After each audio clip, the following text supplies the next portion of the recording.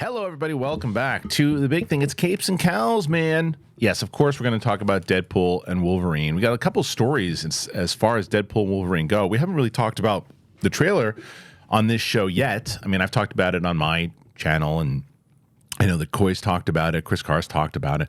But we're really going to kind of break it down a little bit more of what we thought it did, what it could do, and then the big rumors about not the spoiler of what the post-credit scene is, but the fact that there is a big post-credit scene that is apparently mind-blowing that's going to change the MCU. Now, is this a Bachelor thing? Everything's going to change. I don't know. Yeah, I referenced the Bachelor. I worked there. Cut me some slack. X-Men. Speaking about them, they got a new episode of X-Men 97. So we'll discuss how is it holding up since that big monumental episode. Is it still working? Tobey Maguire is not working with Sam Raimi yet. Maybe he will. Or maybe Sam Raimi's going to be doing, the new Tom Holland movie or Secret Wars. Well, he addressed some of those, and we'll talk about that and more. There's so much to talk about, and we're going to talk about it with Koi and Kris Carr today on the show. If you're brand new to the show, you have not been here, hit that button, man. We are approaching 140,000. I hope that by the time this episode even drops tomorrow, maybe the patrons are going to see this first, we'll still be close to it. But I hope by the time it drops, it'll be at 140 because we're pushing forward. You guys are so much a part of the conversation. It's been great. I've said it many times over. Easily, the most fun I've ever had doing this has been the last 2.5, 3 years on this channel. Hands down, no contest. And we have a lot of cool things that are happening that we'll discuss a little bit as well. Apple Podcasts, Spotify, anywhere podcasts are found. Let's get to it, man. It's Capes and Cowls. It's me, it's Kris, it's Koi. Let's do it.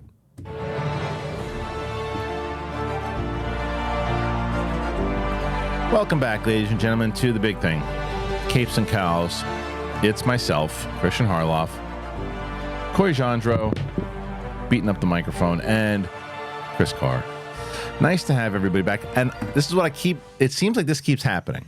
Every time we go, have you guys done a show together? We've at least done comedy together. We have done stand-up together. So, we have been ships in the night on a stage. Yes. So I know Koi. Yes. But we haven't talked together not about comics geeky and stuff. No, Yeah. and this will be fun because this is the thing to me where I have all these different people on the show that we have their major strengths. You seem to have all of those strengths. So good problem. Yeah, it's a good problem to have. So when I was thinking about it, I'm like, yeah, we put Kris Carr, because not everybody can talk comic book movies, and I'm a lot of the times I need to lean on Koi about comic book knowledge. Not you. No leaning today. No, at all. So I'm looking forward to watching this conversation happen. I'm just going to be just sitting back, listening. You'll be watching with the audience. I'll be watching with the yell audience. references. That's it. But we have a lot of great stuff to talk about, as I mentioned with all the topics that are happening. But I know that I mentioned to you, I know that everybody knows about the move to New York and how we're building it up. I didn't know it was public, though. I saw a barrage of comments like, what are you going to do? And I was like, I don't know how to comment. Well, nothing. You're going to be on the show. We're building out in the way that we're doing. We've talked about it. You and Winston will be on a set together because some of these cameras here are going to be lent over there. Winston's got a really good setup anyway, but Brett's going to kind of fix the setup. You're not too far from Winston anyway. No. So that will be easy. You guys will be in the room together. I'm going to set my studio up, and that's the thing I want to talk about is that we're actually named because we have that Amazon wish list. It's like the first thing you see, and people have been. Somebody bought a lens. Somebody got some mic stands. Oh, that's it's great, but I'm going to name them after the people who do love it. That. We have the Nate lights.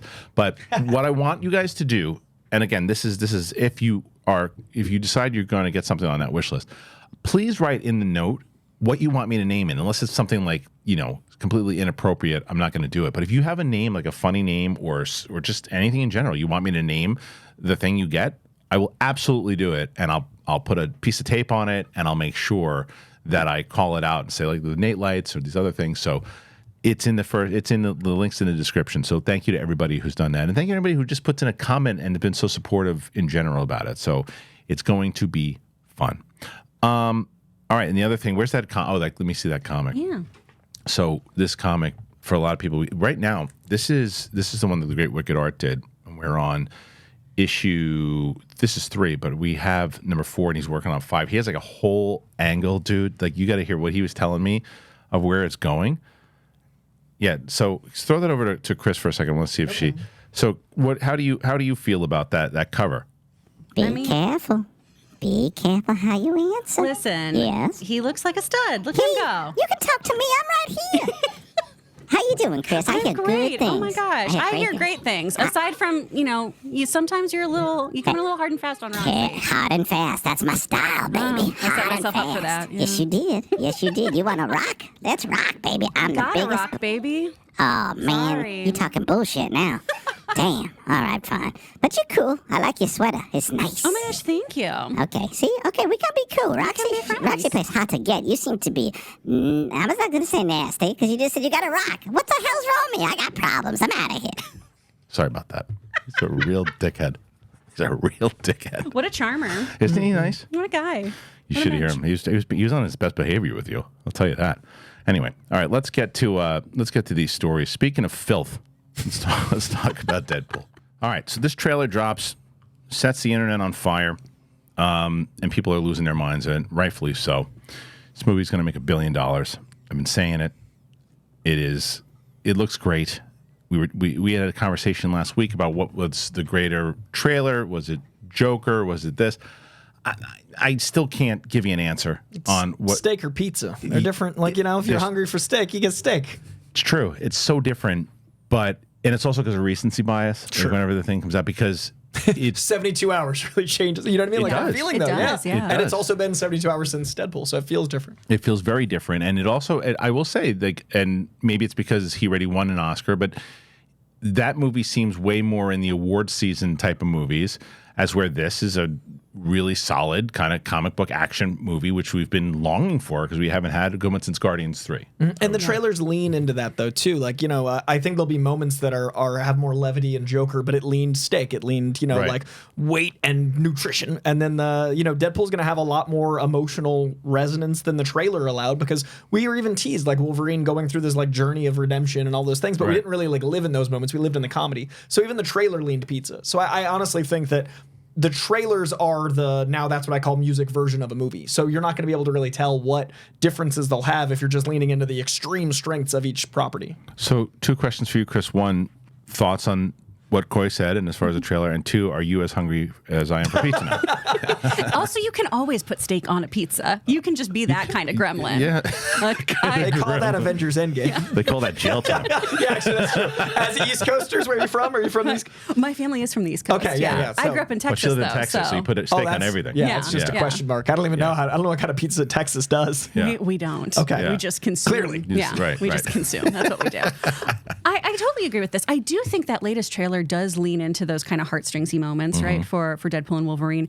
And we do know we're going to get a more substantial meal than that first trailer kind of promised us, where it was hey, look at all these shiny things. Look at all these references we're going to make. Oh, all the Easter eggs, all the fun references. Jokes. Yeah. Yeah. Feige, cocaine, woohoo. This one, we know that we're going to get to the heart of this story, and there's going to be some actual verisimilitude in this film, which you are hit over the head with that, I think, in the Joker trailer of this is going to be a very, very cerebral, intense, dark film. This is still going to hit those notes, but you are going to get the Marvel that you know and love. And I'm really excited about it, because this trailer, too, for me, I've been really worried that Deadpool was just going to be and look at all these cameos. And I love that latest trailer really just focused on those 2 fellas, in addition to having some fun Easter eggs in there. And I think the rumors that have been floating around already told you you're getting cameos. Oh, Right? yeah, And we already know that we're absolutely. getting cameos, so they were going to let you know that, yeah, you're going to get those things. Why the hell do we need to show you that? There's no reason to Exactly. show you that. It's more so of the thing that I was worried about is very similar to what you were saying was, okay, we know that Deadpool has been able to play in that rated R joke central thing, but he's also been able to have some good heartfelt moments. And will Disney let them play in all of that? And what kind of tone are we going to get? Are we going to get more of the Marvel jokey stuff, or are we going to actually get a mixture of both of it? Because when Logan or Wolverine has those moments, I mean, you look at Logan and you look at what they did there. There are shades of Logan in this trailer. Yeah. And then there are shades of Deadpool 1 and 2 in this trailer. And it doesn't feel like steak on pizza. it Y'all don't Feels know like what it's you're meant missing. to be. Yeah, but it feels like yeah, exactly right. It feels like it was supposed to be in this. It's like a weird style that you can't believe works. Yeah, it feels like a Lethal Weapon to me. It's like Yes. Milton Riggs. You know, we got a Logan that's too old for this bleep. I don't know if I can say that on YouTube. And we got a Merc on the Edge. And I think what's really interesting about that trailer was Sean Levy said a few times that this isn't Deadpool 3. This is a two-hander between Deadpool and Wolverine. Mm-hmm. And I love that the first trailer was Deadpool, and it gave us a look. We're going back to comedy. Look at the trusting us to be R-rated. Look at how bold this is. And then the second trailer is a very Wolverine-heavy trailer, and that's the one that's got the heart mixed with comedy, certainly. But you've got these two very different trailers that both work tonally and both show the same movie, but the tones are so different because one's a Wolverine-heavy, one's a Deadpool-heavy. And I love personally that the movie's called Deadpool and Wolverine, and it feels like that's going to be possible in a really unique way. And I don't think anyone's had as much creative control in a movie as Ryan Reynolds. Right. Like literally, I mean, I've said it a few And times. rightfully so. He's writer, producer. He's proven himself that this is a $1 billion character. He made a $58 million movie turn into the #1 R-rated movie of all time that year. Mm-hmm. And then he made a sequel that surpassed the first while being more, in control. And now for the third one, I honestly think it's not a coincidence that D23 happened a week later. They had the footage of them on the couch. Like, Ryan's got so much control, they wanted it to be D23. They didn't want to do D23. And then Ryan's like, no, maximum effort. I'm going to do it my way. And that's what I think these trailers show is like, we're doing this for Marvel, but we made the movie. And that's what Marvel started as. In my opinion, phase 1 was a lot of Kenneth Branagh made a Kenneth Branagh movie. Jon Favreau made a Jon Favreau movie. And I think over time, when anything gets as big and anything gets as popular, one, there's an inherent, like, it's popular, I'm gonna crap on it. But two, something gets so big that there's so much money thrown at the studio, feels like they have to be more involved. So I think this is a really healthy medium of like crazy budget, but also it feels like it's made by artists. Right. And I agree with everything you just said. Yeah, it was really well said. Yeah, very well said. You're nice to see you're mentally all the way back. I talked to him on the phone the other day, and I was like, it's going to take a while. Well, Yep, this man is processing. And the coffee was good too. But yeah, I mean, look, there's so much in there, Kris, that I think that this film could really scratch a lot of the itches too. And I think that as what he mentioned with Ryan Reynolds with Disney or Disney and Marvel saying, okay, look, we want you to make this movie. And like, okay, we can. The other thing that I think that you can do in that, you can look like you're, oh no, how are we going to make this movie? Are we not going to be as free? Or do you say, let's use all of their assets now? Because yes, the first one didn't cost a lot of money to make. They made a ton of money. The second one obviously cost a little bit more to make. They made money. 110. Right. So we went from like 60, 58 to 110. 110. This one's probably 200, 220. But what you're not going to hear from me is what I normally say. I'm like, why are they spending so much money on this movie? This movie has earned it. Absolutely. So when you say after, there are times that movies, you're like, why are you spending this much money on an Indiana Jones movie? Well, but it's the 5th movie. But the movies, no one's asking for those movies right now. Everybody's asking for this movie. You put in the resources and you look at someone like a Ryan Reynolds, you feel like he's going to spend that money right. Absolutely. I fully agree with all of that. And I think, too, the kind of Disney rules here, right? The potential studio interference here. I think that's only something where someone like a Ryan Reynolds is going to go, ooh, what are my parameters? How far can I push The that cocaine line? jokes. Exactly. I don't know if we'll ever know if that was actually a thing Kevin Feige had, but I Exactly. love that it's a joke about the parameters that we might or might not have. I think it's such a smart thing to do. It's an absolutely wonderful meta thing of just, no, you guys know that I'm not supposed to do certain things, so let's just talk about it. Let's just bring that into the fold here. And with a character like Deadpool, it works so well, and I think that's one of the reasons why this movie should really, really sing. It should be great. The more boundaries you push with sophomore humor, the more it rationalizes his fourth wall breaking when later he's inevitably in a PG-13 movie and they censor him. Yeah. Like, the more you make this universe, him being aware of not only Fox, but both Foxes, McAvoy and Stewart, which he's commented on in movie, and being aware of the MCU allows that fourth wall break because he's going to be aware that he's from another universe, and that allows them to later on be like, he's not from here, we can mute him because it will feel appropriate. He can even comment on it. So I think the bolder you go in his his solo endeavors, then him meshing is going to work better in the greater MCU, which is clearly what they're going for. Exactly. He'll get that one F-bomb in every PG-13 And we film. will be like, we waited for this, we've earned It's gonna be it. great. Yeah, and then or some whoever it is. I mean, how great! I mean, if Chris Evans was still around, language. Oh man! That'd be amazing to do one moment. Or like he just that. comes back foul-mouthed as Human Torch. Like a foul-mouthed Johnny Storm, so he's the one It'd with be hilarious language. if he showed up. I think he's going to come out and say flame on. I think he's going to walk in, people are going to expect the shield and it's going to be a flame on moment. I honestly think we'll get that cameo. You could, but there's a lot there, and I also think that one of the reasons that you can get away with a lot of this stuff too, and this because of the charm of Ryan Reynolds, and maybe let's say hypothetically that Kevin Feige was, I don't know about that cocaine joke. He's like, let me do it, and I'm going to show it to you, and then all right, it could be one of those moments. It could be who knows, but either way, the trailer really plays well, and it's going in because I can't remember who I was talking to about this. Oh, it was on Patreon yesterday. And I had a special summer movie preview episode with Scott Mantz, which I absolutely recommend you guys watch. If you are a patron, you should absolutely watch it. It was great to talk movies with him again. And we broke down a lot of these things. But we talked about Deadpool and Wolverine. And Scott said, well, it looked like, this could be the movie that brings Marvel back and brings them back into the full confidence of the audience. And I said, yes, but for how long? Because there's only so much that this movie can do, and what it needs to do, because, look, Guardians of the Galaxy 3 was a movie where it delivered on the promise that it was going to be a great send-off to these characters that you got to know. It was a great closing to three amazing films, but it didn't push the MCU really forward at all, at least in my opinion, unless there's some villains or something come back. But for right now, it didn't really do anything with multiverse, didn't really do anything in general that really pushed it forward. And then then that was it. Another movie came out, and you're like, This movie is setting in motion more of the MCU stuff with the next Captain America movie as the next one, which has rumors that it's not testing well, but there are also rumors that they're doing reshoots and they're trying to catch it up. But Kris, I'll start with you. How crucial is it that they really define where this is going leading to Avengers in this movie, right? And how important is it that the next movie after this hits hard? Ooh, very important. Very, very important. Yeah. Especially because I think we've all kind of been burnt before too with you got to stay with for that post credit because it's going to change the game. You have to see this because it's going to change everything in the MCU. And then we see something and go, okay, that character's there. Oh, yeah, it's a multiverse. Okay, that's neat. So they definitely need to stick the landing. I do have a source over at Disney who has been talking about how they are doing all these reshoots and everything, really trying to streamline this. They've definitely, on their end of things... Captain America you're talking about? Yes. Okay.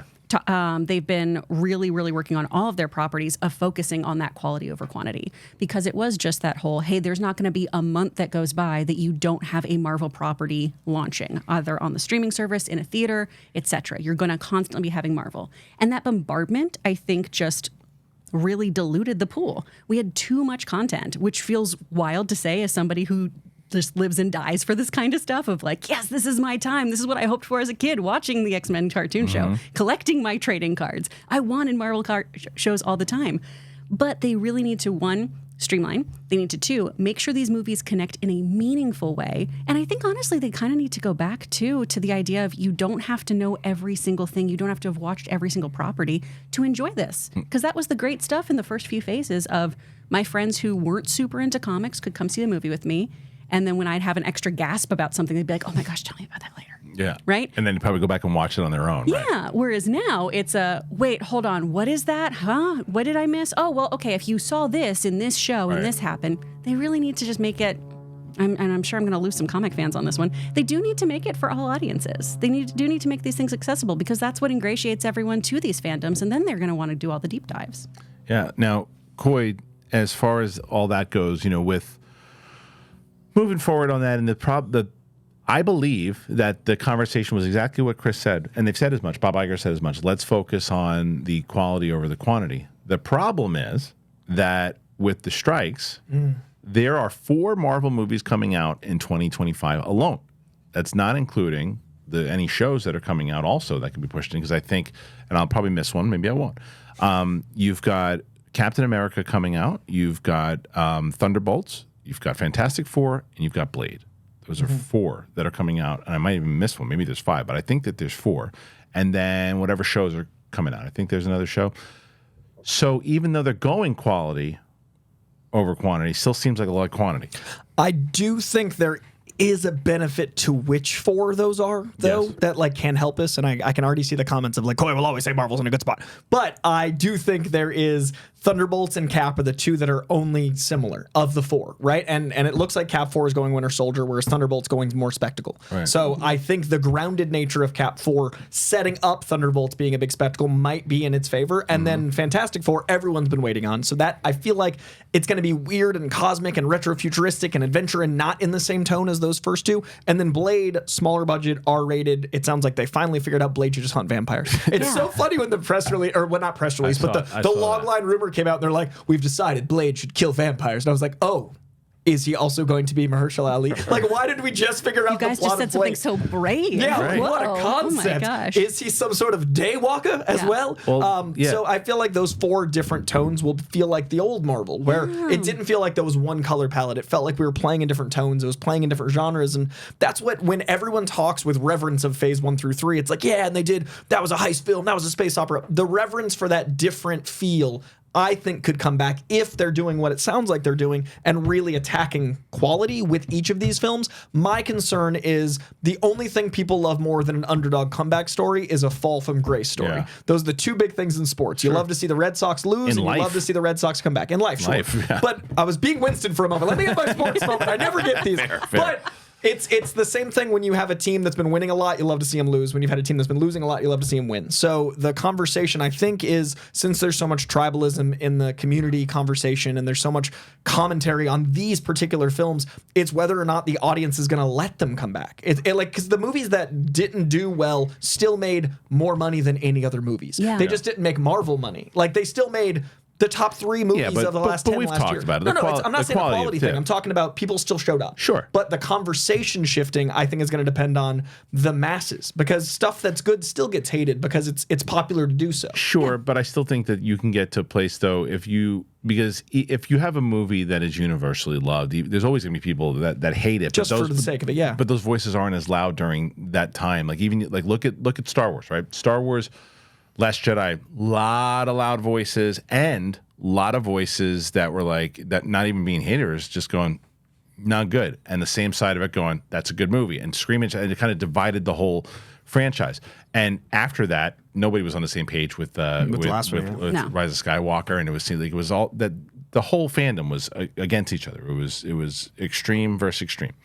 But then The Mandalorian came out, and then it seemed like even people who were hating it going, okay, well, maybe this is the thing, and then the people who were like, there's nothing wrong with Star Wars, leave it alone. Oh, okay, maybe this is, and they kind of started to go like this. And then other things came out, and then it started going like that again. So it's like, And it's then just Lizzo showed up and people lost their minds. lost their minds. But if you do Those bikes are too shiny. whatever it might, I was one of them.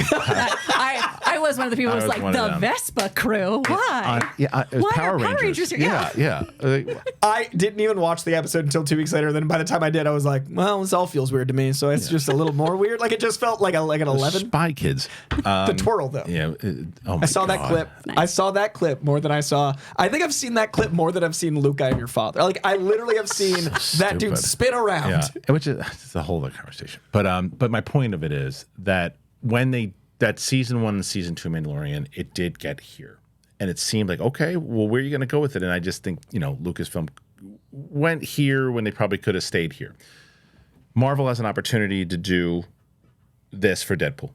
Now, can they stay here? That is the main question, right? Because you're always going to have people looking like, well, what are they going to do now to mess it up? But as long as they tell a good story and the majority's on board. My concern is X-Men, though. Like, X-Men, I think, is universally loved. X-Men And- 97. Yeah, sorry. X-Men 97 is universally loved. And I've seen so many people be like, well, it's not really MCU, though. I'm like, it literally is. Like, it's produced by, it's made by, it's hired by. But it's not part of the MCU.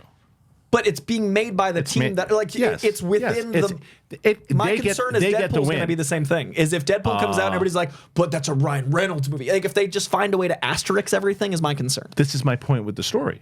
Now, like, if it just seems like a Deadpool movie and it doesn't further along the MCU, people are going to be in the right to say that kind of stuff. I mean, But don't we want things to be their own thing that also build? Of course. Okay. Of I'm course. just confused by. Of course. What I mean is it's got to have, but it should be in its own movie, and the story itself should be the most important thing of that particular film, 100%. But you should also go, by the end of it, oh, that's where they're going. Oh, I understand. Oh, so now I want to go see the next one because of what they just set up. That's great. That's the type of stuff that works. In the way that Iron Man 2 did it, like it just seemed like a whole setup for another movie, as where Iron Man 1, at the end of it, we had this meeting with these people. Oh, the Avengers is coming, but you were really focused on Iron Man the whole time. That's more so what I mean. Gotcha. Because going back to your X-Men 97 point, yes, Marvel and Disney own that now. They get the win for that. But just because it's as great as it is, it doesn't further along the overall story that they're trying to tell within the MCU. And that's what I think that there's two arguments of it, that one to me is right, one is wrong. The one that is wrong is the one you're talking about of going like, well, Marvel and Disney doesn't get the win for that. What are you talking about? It's their property. They made this. They made it. But the other side of it is when they say, well, it has nothing to do with the MCU.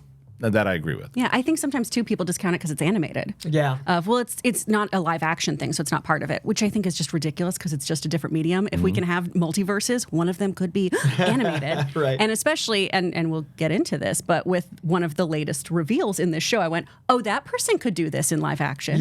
Yeah.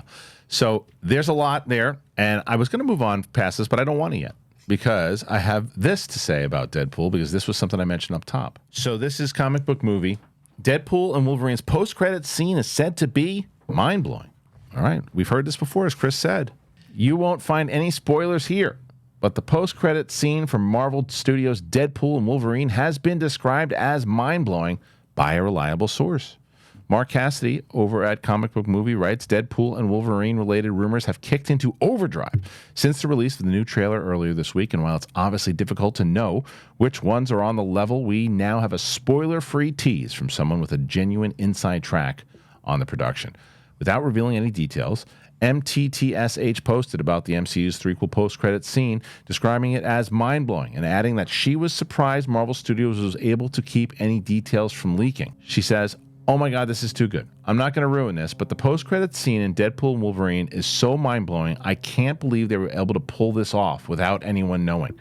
Now, as reliable as this scooper has been in the past, we wouldn't take her word on this without any specifics. However, Deadpool co-creator Rob Liefeld has backed up this assessment of the movie's post-credits scene. So he said he ain't lying to you. I guess he didn't know that it was a she. But either way, it's not really surprising that this movie will feature a massively eventful stinger, and this may back up rumors that Deadpool and Wolverine will directly lay the groundwork for Marvel Studios' planned X-Men reboot. Then again, there are several other possibilities, including the upcoming Avengers 5 and Secret Wars. Okay, so if this rumor is indeed true, and it isn't just kind of someone just getting excited because they saw somebody cool, like you mentioned before, well, that's awesome, that's amazing, I can't believe they did that. Or if it is actually mind-blowing, meaning, wow, that's the next step of this thing, then that's my point. Then we get that story that we like the whole time. We get that Lethal Weapon story. I'm invested the whole time with a cool bunch of cameos here and there popping in to help the story out. But then you get that post-credit scene and you're like, really? All right, now I got to go see the next movie. I don't think anyone is as invested in the greater use of their characters than Ryan Reynolds. And arguably maybe even Hugh Jackman. Like, I genuinely think he wouldn't have come back, because I think it's pretty clear he's playing a different Wolverine. I don't think he would have come back unless there was both an honoring of Logan that has died and a new reason to play Wolverine. So I don't think either one of these guys would do this movie unless it was having our cake and eating it too. Right. I think the movie itself is exceptional. I think they want to be the guys that are like, we're the guys that fix things and moved it along because they're so invested. Yeah. But I also think, like, Rob, I was with Rob at CinemaCon, and I've gotten to see the 9 minutes of Deadpool at CinemaCon, and it was amazing. I haven't seen Rob like this since Deadpool 1, and not to disparage Deadpool 2 or Once Upon a Deadpool, but that was like, I don't think he ever thought he'd see his baby handled with such care for the first one. Like, that's such a unique experience to see something you've dedicated your life to, and then the first one, and then I think it's just been like, oh my God, this is exciting ever since. He is more excited for Deadpool 3 than I've seen him since that first one, and the way he talks about, like, his experience of whenever he knew anything, whenever he got told anything, he's like a kid. It's astounding. And you know, Robbie's a kid always. Yeah. I've not seen him like this. It's amazing. We're not talking about it, and I don't think it's fair.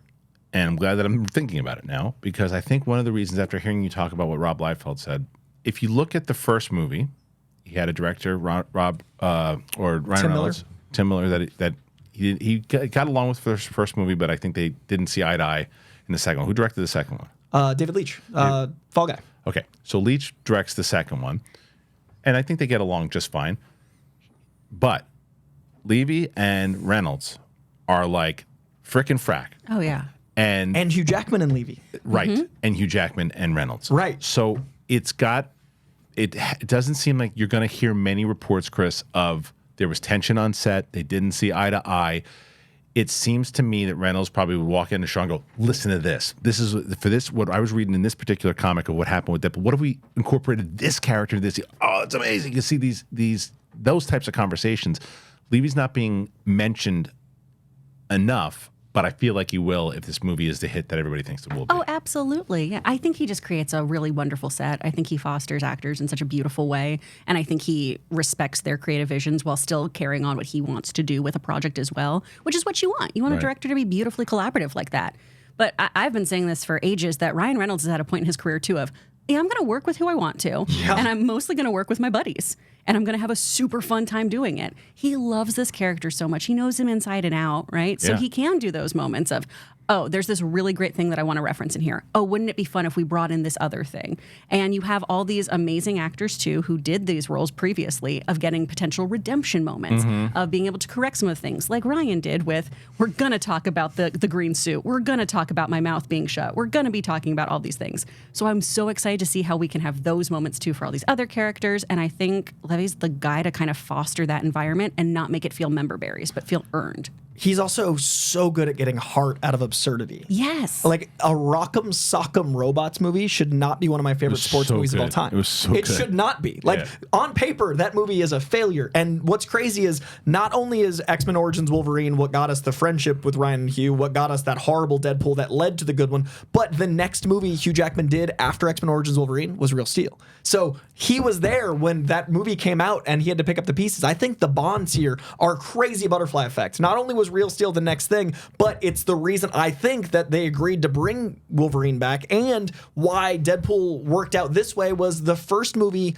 X-Men Origins Wolverine, got made during the first writer's strike of our generation back in 2008. And this movie got shut down and restarted because of the writers and actors strike, allowing them more time. So I think the first one cost us Deadpool, and this one is giving us a better Deadpool. Yeah. Fingers crossed. It looks like there's a lot in this. And to go back on that point with they're going to have this creativity on how they're going to make the post-credit scene work. I think that's also where Disney or Kevin Feige goes, okay, well, we need to relate this into this. We need to make sure that this is going to push forward this. And they go, well, what if we do it this way? Yeah. We got too lost in, hey, we have this X actor playing X character. Because the really cool thing at the beginning of Phase 1 was so many people were unknowns. Yep. We didn't know Chris Hemsworth. No. Right? We didn't know Tom Hiddleston. Do you remember that Vulture article? Oh my gosh, where it was the Marvel rolls dice, cast two unknowns. yeah. I was like, man. I don't remember that. Vulture put out this whole thing where it was like, Marvel's trying to be a studio, and they cast this random guy, Chris Hemsworth, and some stage boy, Tom Hiddleston. Yeah. Like, it was super weirdly, like, Kenneth aggressive. Branagh's done some like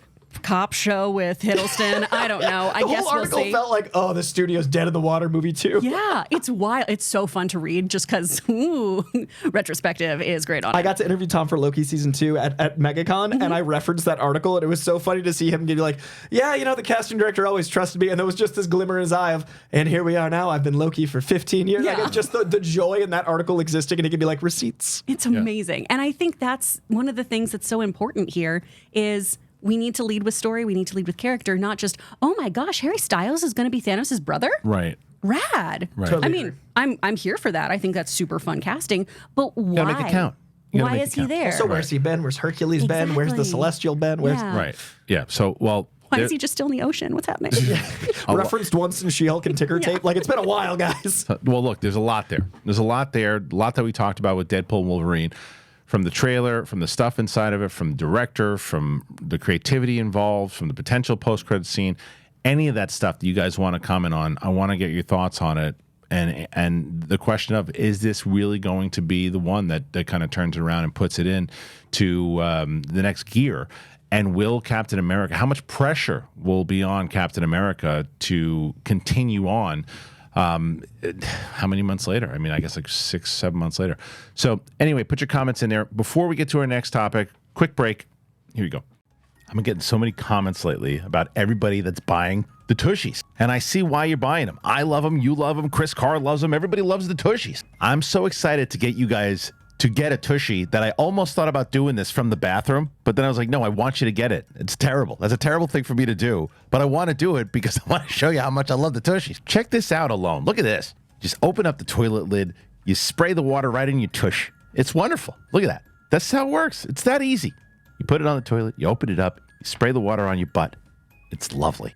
It's going to change the way that you think about cleaning up after a spicy dump in a coffee shop or a porta potty during a music festival. You're going to want to take Tushy with you everywhere, and thankfully you can. Because the Tushy Travel, it's collapsible, it's durable, and discreet portable bidet that gives you the most confident clean on the go.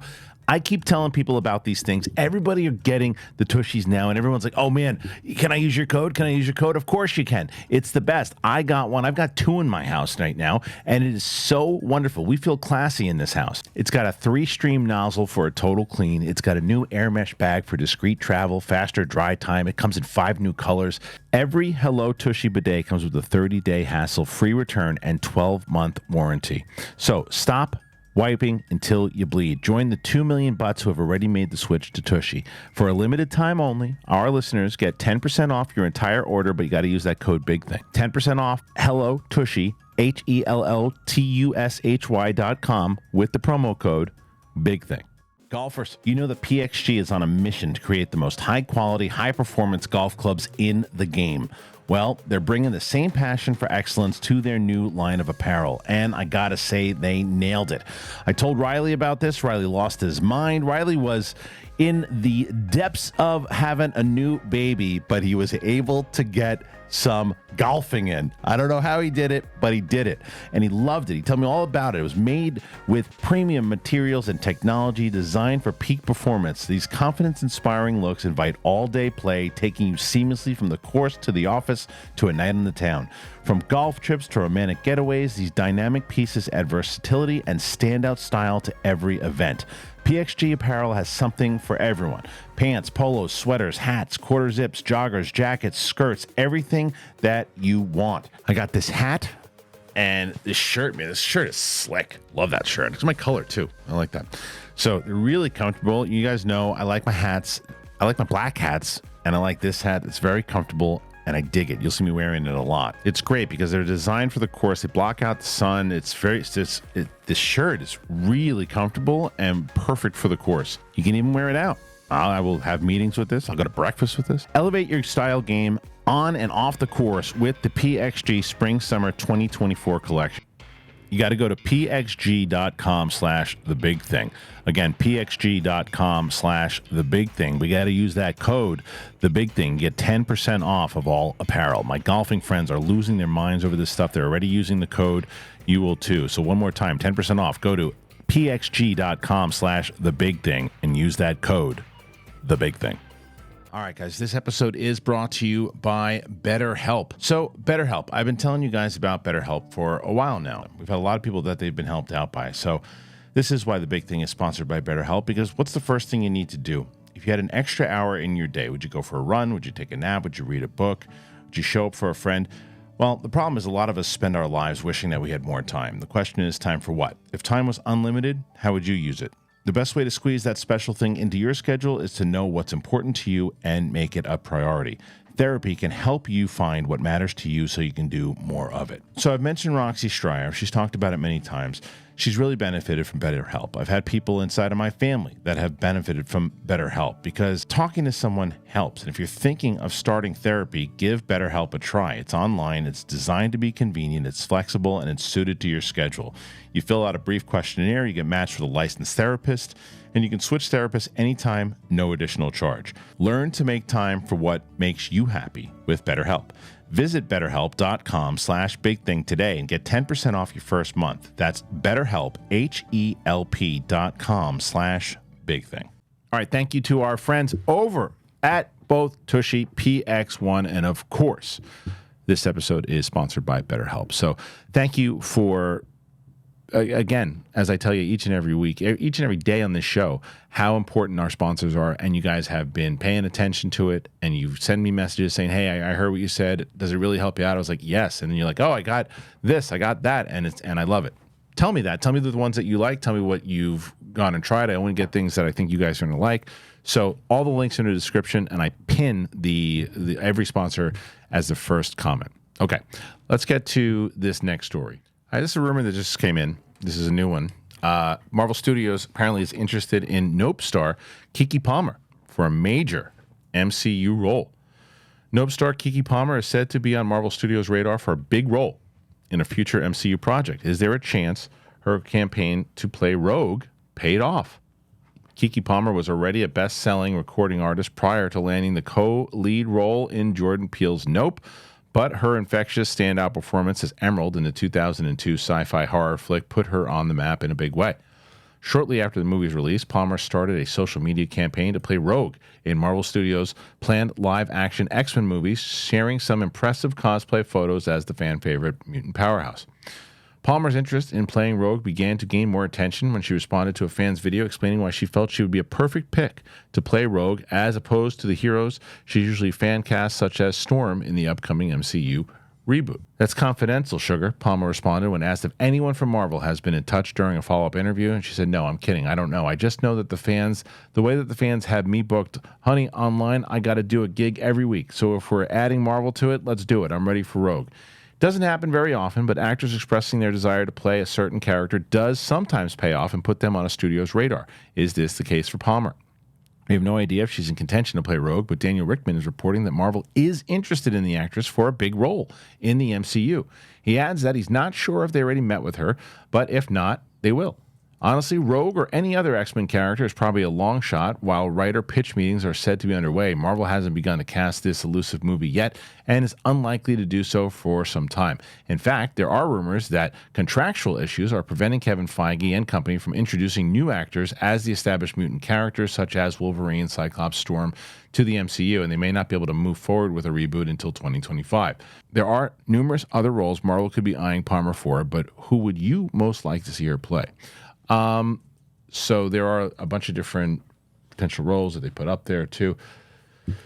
So I don't know. I mean, as far as I don't think it's Rogue yet because, as they said, we're too far away from X-Men, and yeah, I keep forgetting about that freaking contract thing in 2025. Yeah. That makes me nervous that we won't actually see whoever is going to new cast in Deadpool. I think maybe that's the post-credit scene and there's some loophole about it not being in the movie. Yeah. Like, I don't know how that legally works, but maybe that's some sort of old-timey, this isn't the movie. But I also think it's going to be really hard going forward with people's impatience now that X-Men 97 is so good. Like, I think people are like in an X-Men fever, deservedly, and I don't think it's going to be longer than people want.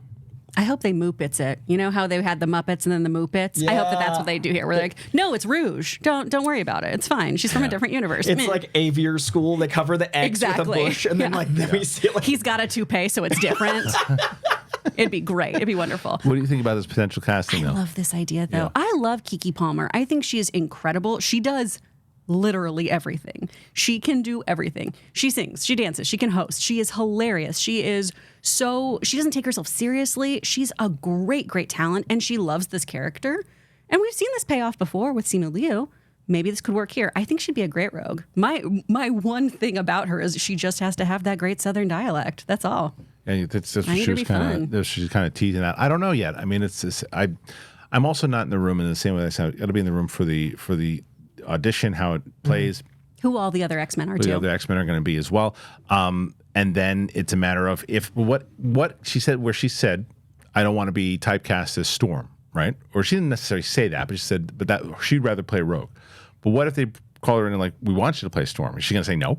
Because at that point, I don't know. Because that's also a good potential casting as well.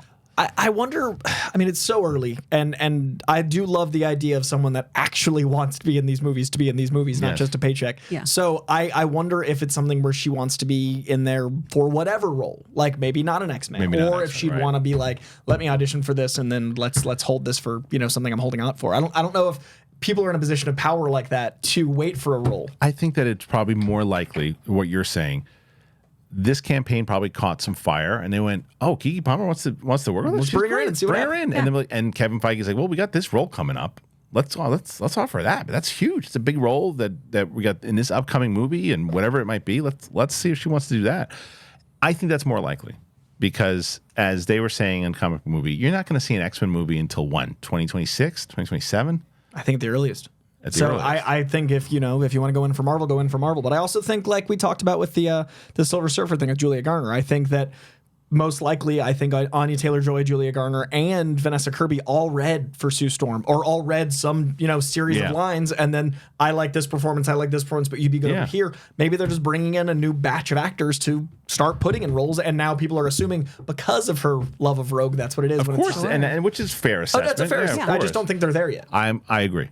I totally agree. So, what do you guys think about this potential casting, or where would you want to see Keke Palmer in the MCU, if at all? I don't know. Maybe we all seem to be fans, but maybe you're not a fan of Keke Palmer. And you're like, nah, I don't know about her in MCU. Or maybe you're not a fan of the MCU. I don't know why you're watching this show.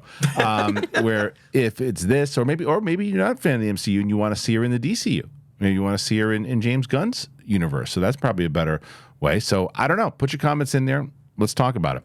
All right, we're talking about the X-Men. Might as well stay there. Speaking of Rogue, this is the latest episode. I'm about 2 behind right now. But if you guys spoil it for me, that's totally fine. There will be spoilers for this episode, so want everybody to know. So let me ask you both, because we spoke last week about this. I haven't spoken to you yet. I don't know if I've spoken to you about, because you were out. Were you out the last 2 weeks? I was in CinemaCon 1 week, and then so I don't know if I was Contagious the other. Yeah, so we didn't. No, that's right, because we spoke. I was here. You were here. So you haven't spoke to you about episode 5, to where the question was, do you think that was the best episode of MCU or Marvel television ever? For me, the best episode of Marvel TV ever is the Loki season 2 finale. Okay, I still go with Daredevil episodes, but I think of that as Netflix, but it is technically Marvel. Just like Sam Raimi Spiderman technically. Yeah. I would say either the rooftop episode with Punisher and Daredevil or Loki finale take it for me. But this is in the top 10. I just would need to look at all my. But like this clears top 10. Okay, so it's always hard for a show to have a big, huge episode and then follow up.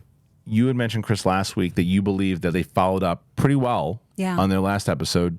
Did they do it again this week? Oh, hell yeah. Yeah. Heck yeah. Sorry. No, I keep forgetting about language. No, hell yes, okay. That's all right. I'm trying to just Sesame Street it. Oh, heck yeah. Golly gee, it was wonderful. Right. Now that I'm posting on YouTube and I see that like monetization button where it's like, did you swear? I'm like, how do I not swear on any show ever again? It's it's less about that for this show. Is more. It's like for this show, for the Friday show, for people that wonder why do you let people curse on the Friday show. For the Friday show and for the Wednesday show, we try to keep it clean because that's where the majority of children listen. They listen to the comic book shows. Like people watch with their kids and people watch with, and so that's why. Got it. Monday, I got to put a freaking beeper on. Roka curses every other 3 seconds, and I'm like, but it's one of those things. It's not tend to be, and the Thursday show is basically like being at bar at 2 a.m. So you get what you get there. Fair. But this show, that's what it is. It's more about that. Anyway, My family's from Dorchester, so we use the F-bomb like the word like. I understand. You know, I understand. so it creeps out. But I anyway. think I knew that. Really? From Dorchester? My From mom Lowell. is. My mom. Really? Yeah. Oh my gosh. Look at Okay. this. No idea. Oh, now that's your steak great. on pizza is insulting. I had let it go when you said Texas, but now that you're from Mass. I'm not from there, though. My mom Okay, but is. your genetics say this is illegal. know, I'm I just know. saying the code of Boston. Well, you don't put It's a wicked gross you don't put pizza, kid. pineapples on pizza, do you? I love pineapple on pizza. You know, we're Do not you getting want? lunch Okay. after Well, this. bye guys. This is fun. Kris Carr's last appearance. Not because she said anything about comics wrong. It's because she disrespected pizza as an art form. I always knew Finish I'd your get point, canceled, yeah. but I didn't know it'd be for this. You interrupted thought you. I The was distractions bad. are dark. You thought I was bad. You just put pineapples on pizza in this stupid idiot's house? Oh, come on, Kris. You blew it. Oh no! I thought you had my back, man. Oh, I do, but it's still fun to watch chaos ensue. That's fair. That's fair. I had a girlfriend named Sue. I love him. Okay, so this episode, though, the last episode, I think, was a great palate cleanser. We saw the other X-Men 2 react to everything that happened. It worked out really beautifully. And now we have really the aftermath of what went down. And I think it was handled really, really well. Some of this stuff with Rogue here is so dark. Can we spoil everything? Yeah, you can spoil Okay. it. It's fine.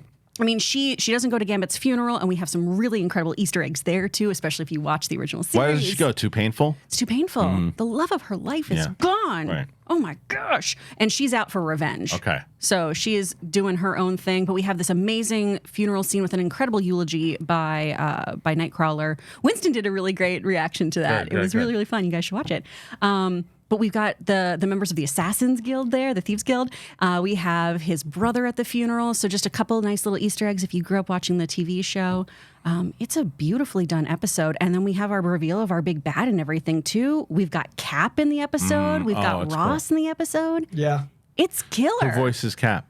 I think Josh Keaton. Yeah, I was going to say, I think it's Spider-Man. It's still the same actor who does him on What If as well. Okay. Yeah. I personally, the reveal of the big bad, I like that it's a deep cut. Like, it's a character that I know and love, but I love that everyone in the comments on like my reaction was like, who is this? So I actually did like a full breakdown, and it was so fun for me to do a video breakdown of a character that I never thought we'd see. Because generally, like, at this point in Marvel, it's like, oh, everyone that, you know, is big enough to fight the Avengers, everyone kind of knows. Like, my grandma knows who Thanos is. Yeah. But this guy is a big bad because they've built him that way, but the character isn't someone everyone would know. Is this is this big bad? Is this the one who did the big massacre and everything too? Like, he's responsible. He's been the one pulling the strings. So you guys were wrong about who you thought it was. Yes, because before I was like, oh, it's Cassandra. It's absolutely Cassandra. That's who this is. He was in my big 3 guesses, but he wasn't my number 1 pick. Yeah. So who is this? Okay, I want to say it. Yeah. This guy, Bastion. So Bastion is the combination of the Mega Mold and the Nimrod. Nimrod, thank you. And in the opening credits, Nimrod standing in the Master Mold, not Mega Mold, standing in the Master Mold's chess piece. So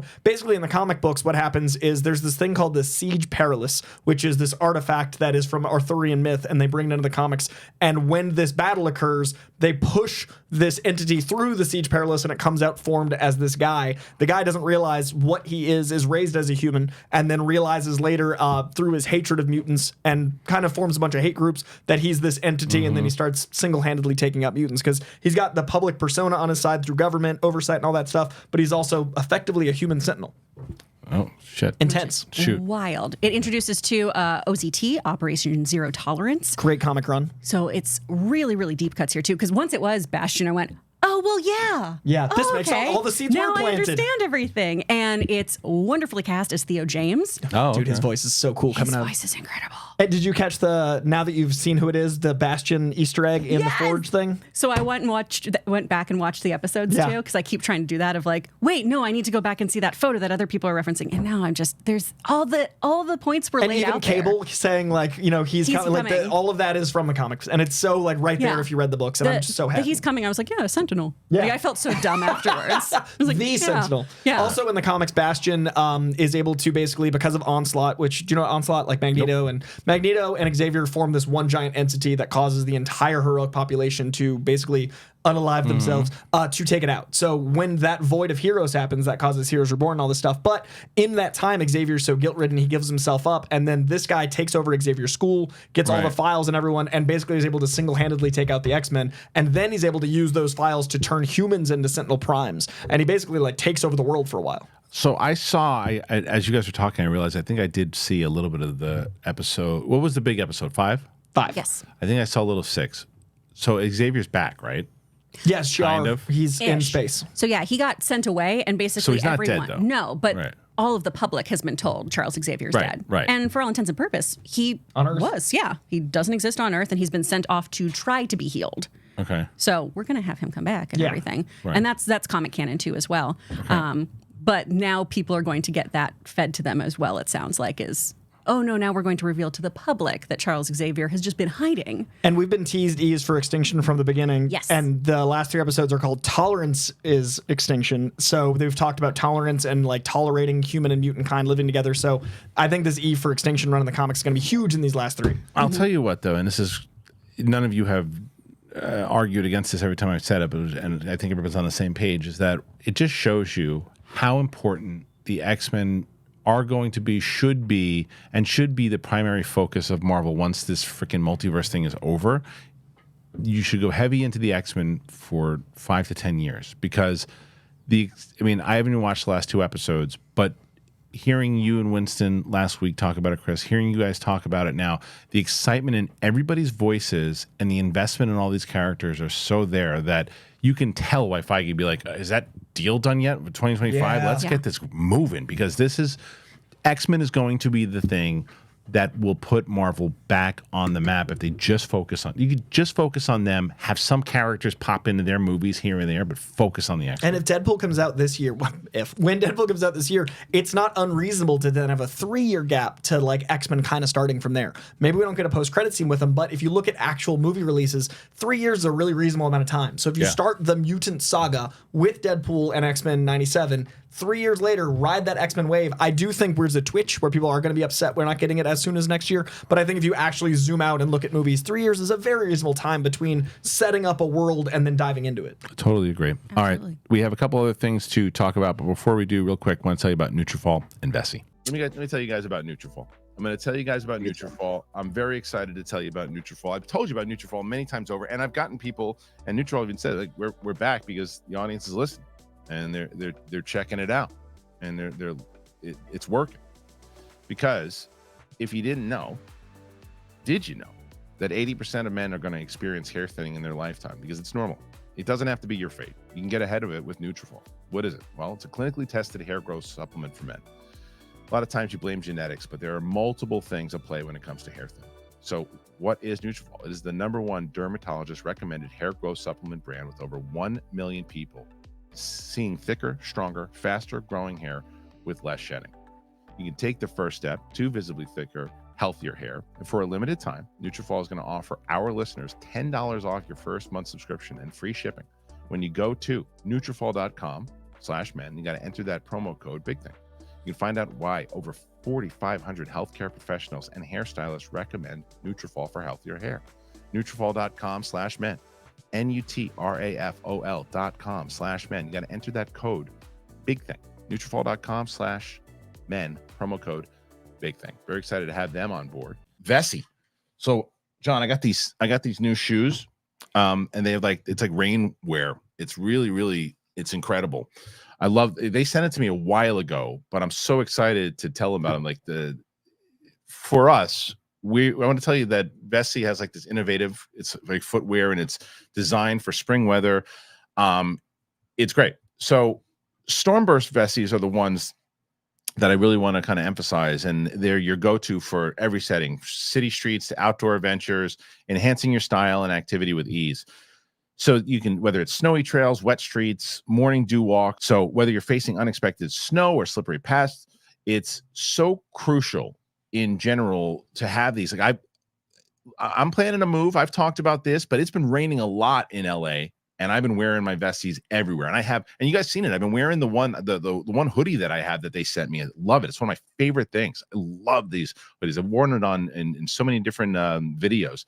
They have all-weather, all-occasion footwear from beach days to snowy commutes. They have so many different things. You should elevate your spring wardrobe when you travel with Vessi's Stormburst shoes. You can discover more at Vessi.com/bigthing. Get your pair today and get an automatic 15% off your first purchase at checkout. And be ready to step out into style. It is great stuff. I love Vessi. I really enjoy Vessi. All right. Thank you to our friends over at Nutrafol and Vessi. I talked about Vessi. I've been talking about Vessi every time. These are the black ones, I think. I have the black ones on. Yes. I have the black ones. I love them. They're so great, and they're helpful for the rain, and I'm going to be in the rain a lot, I know, once I move. So check out the Vessis. Do that. Nutrafol has been helping a lot of different peeps. I know that Brett loves it now, too. So check them out. Links in the description, always pinned to the top comment. Okay, here you go. All right, Sam Raimi. We talked about this, and I don't know if we talked about it last week, the week before, but we discussed Sam Raimi. There was a rumor that he was going to do Spider-Man 4. There's a rumor that he was going to do Secret Wars, where apparently he commented on it. And the original Spider-Man trilogy director, Sam Raimi, has addressed the recent rumors that he might be in the mix to direct Secret Wars, as well as the 4th Spider-Man movie starring Tobey Maguire. That's not the one we covered. We covered the 4th Tom Holland movie. That was the rumor that was going around there. Mark Cassidy says shortly after the release of Doctor Strange in the Multiverse of Madness, rumors began to do the rounds that Sam Raimi was in talks with Marvel Studios to helm another project. And the filmmaker has since been linked to 3 different movies, one of them which might never happen.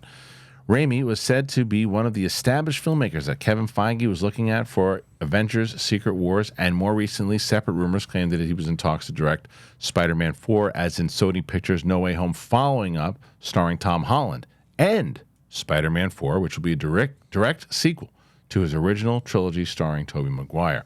So, is he attached to any of these? He says, "I don't have any plans," Raimi told The Wrap when asked about a possible return to the MCU on the red carpet of The Boy Kills World premiere. He says, "But I would love it." When asked about revisiting his Spider-Man trilogy for another installment with Maguire, Raimi explained his thought process for the story.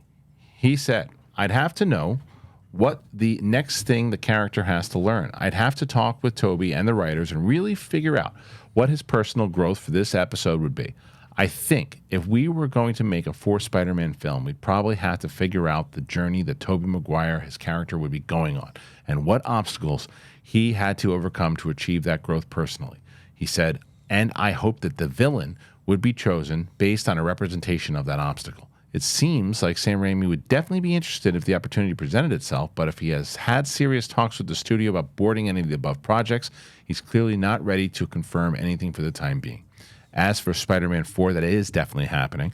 Sony's Tom Rothman and Marvel Studios head Kevin Feige are rumored to have had some disagreements when it comes to the overall plot, with the latter hoping to scale the multiverse elements back for a smaller story. Rothman, meanwhile, is said to want to capitalize on No Way Home's success by bringing Maguire and Andrew Garfield back as their respective takes on Peter Parker. Holland will, of course, be back as the MCU's Spidey, but the actor is believed to be growing weary of playing the iconic hero, so this could be his final time in the red and blue suit. Yeah, but he just had a comment the other day which said he wanted to play it for a while. Yeah. No Way Home scribes Chris McKenna, Eric Summers are currently working on the script, but we still don't know which of the wall crawler's fearsome foes will be causing problems for Peter and company. Most of Spidey's major bad guys have already been used in previous films, but a recent rumor claimed that the still untitled sequel will feature a villain that we haven't seen yet. Okay, so let's address a lot of this. Let's start with the fact of Sam Raimi, the comments alone. All he said, he didn't say, no, none of those rumors are true. He just said, I'm not booked on anything yet. I feel like you and I are on the same page here. If any of those are true, I want to see him do the Tobey Maguire movie. The Tobey Maguire one makes sense. Yes. That makes the most sense for him to continue on that journey, to continue with the story that he started, that kind of launched the modern day comic book movie as we know it, right? And I would love to see it because like we talked about last time, I'm a Raimi girly. I love his stuff, and I don't like horror very much, but his is so weird and messed up and out there. I love what he does, and I love that Spider-Man has a weird pubescent journey. I think he did a great job with all of that. I don't want him for something like Avengers, particularly. I think Secret Wars, honestly, could be really cool because that is such a weird story in itself anyway. Yeah. But the Tobey Maguire situation is the one that makes the most sense. And obviously, too, when somebody approaches you of like, would you like to do Marvel again? Unless you had a horrendous, like, John Boyega-esque experience, you're not going to be like, nah, screw those guys. I'd never do a Marvel movie. Didn't Kevin Feige work on the first Spider-Man movies? He worked in the X-Men. I know he worked in the X-Men movies. I wasn't sure if he worked on Spider-Man. I think it was X-Men. I'm pretty sure at the time Sony/Touchstone wouldn't have let him if he was at Fox. Okay. Like I can't imagine that. You're probably right. But you know he's a major Sam Raimi fan. Yeah. Kevin Feige loves Sam Raimi. He's probably a Sam Raimi head. Yeah. And that's why you keep hearing these rumors, because he probably says, let's get Sam to do it. And it's like, that's the one time, and I know there's a lot of people who disagree with me, that's the one time when I hear Kevin Feige speak, and I'm like, he's not thinking with his creative brain, he's thinking with his fan brain.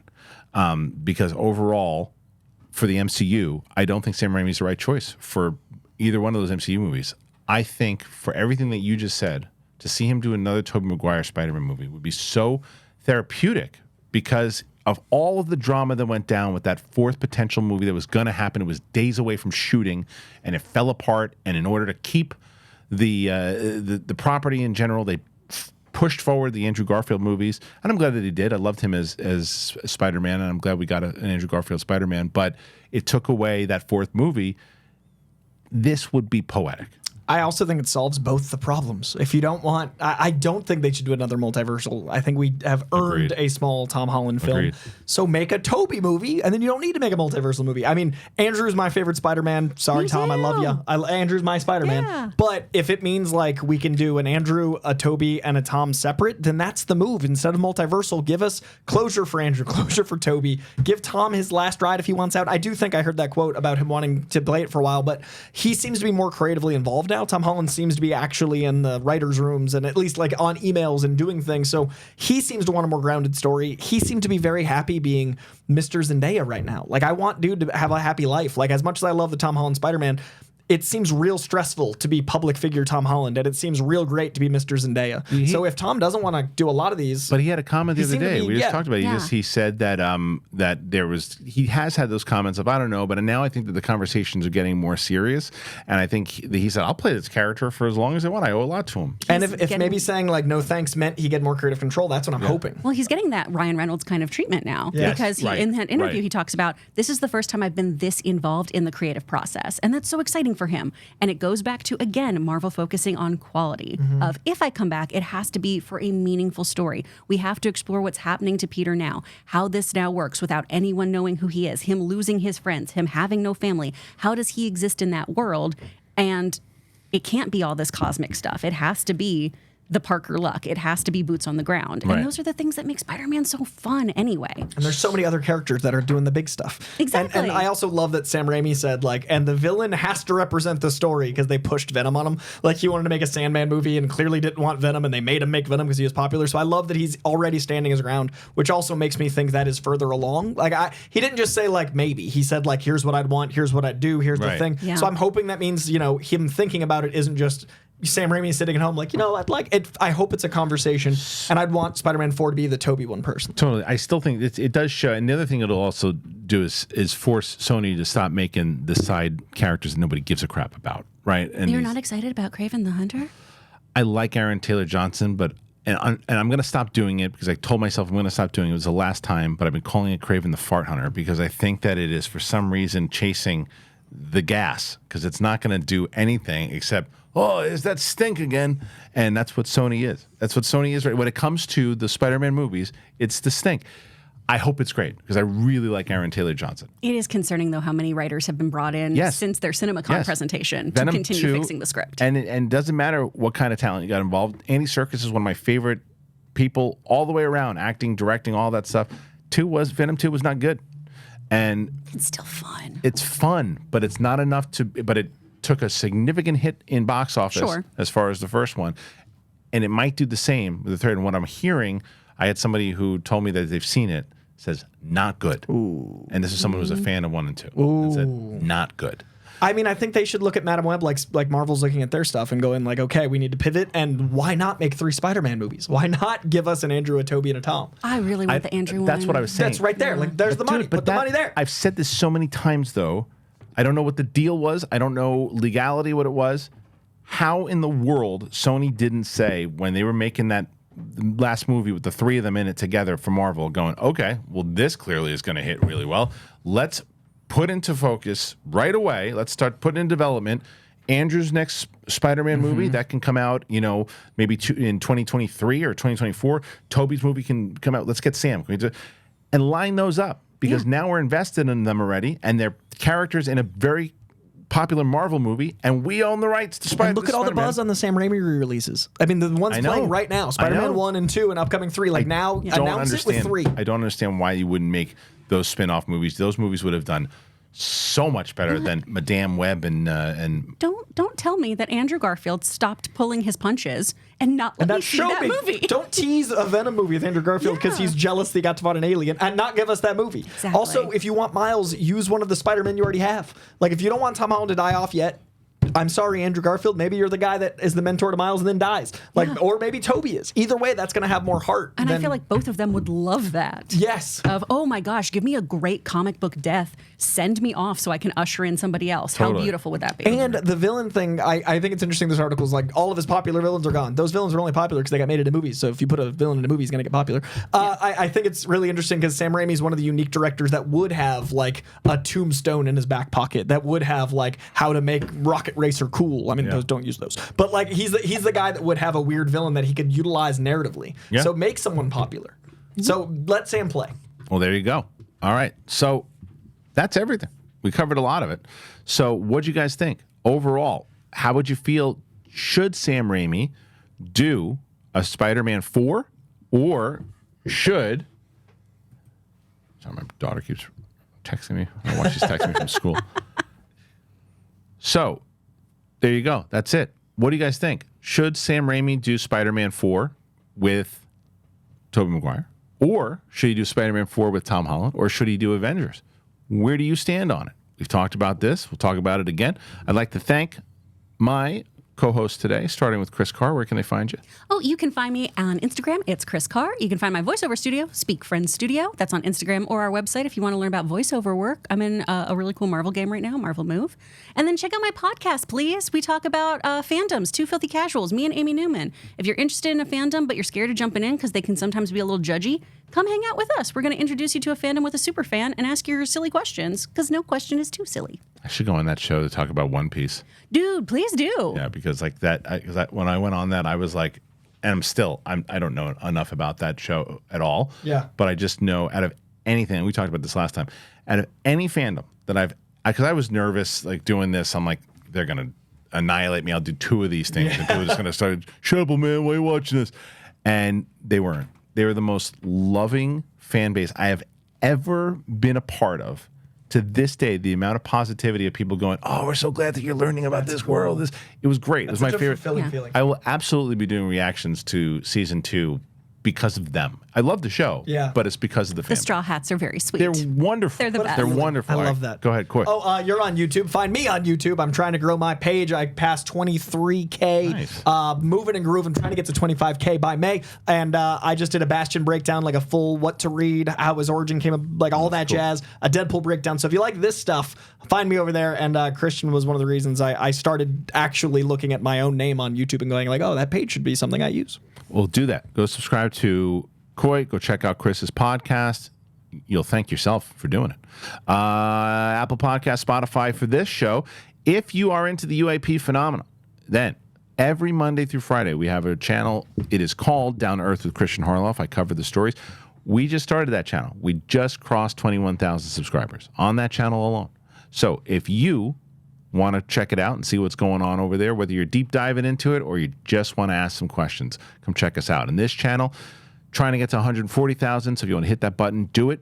Thanks for joining us here. We'll have, I'm trying to think if there's any reactions or anything coming out. No, probably not. So enjoy your weekends. We'll be back here on Monday with the live show with me and Roka. And then I'm going to do a fall guy out of the theater reaction on Monday night. So there you go. See ya. Talk to you later. Bye.